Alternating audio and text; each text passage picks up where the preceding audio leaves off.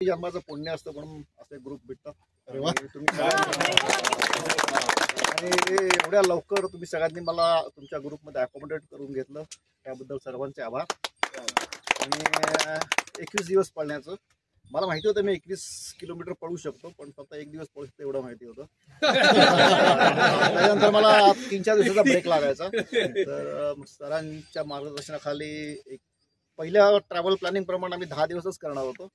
आणि पण 10 दिवस केलं रडत खडत म्हणा किंवा ढकलत केलं.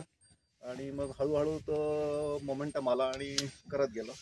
मध्ये एकदा मग ती टाटा व्हर्च्युअल केली, ती मित्रांनी जबरदस्ती बुक केली नको म्हणत असताना TMM आणि ती केली. त्याच्यानंतर थोडा परफॉर्मन्स डाऊन झाला. 1-2 वेळा क्विट करायचं मनात आलं होतं, केलं पण होतं. पण अनंत सरांनी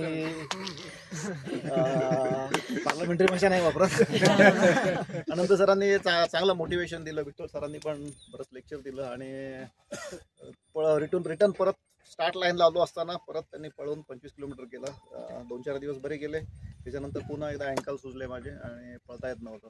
पण मग सरांनी सांगितलं, थोडंसं पुन्हा मार्गदर्शन केलं. त्यामुळे काय नाही, इग्नोर कर, ते नेहमीच नॉर्मल आहे. आणि असं करत करत कधी 31 झालं कळलं नाही, बरं वाटलं.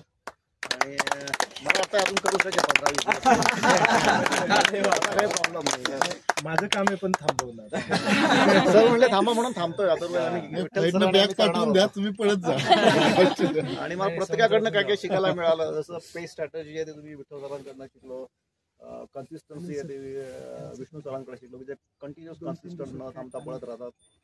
आणि योग वगैरे कसे करायचे ते कामगारांकडनं शिकलो. राजकारण जरा शिकलं नाही. राजकारण नाही शिकवलं नाही त्यांना,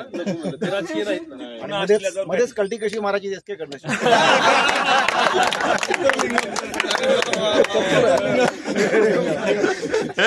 थँक्यू व्हेरी मच.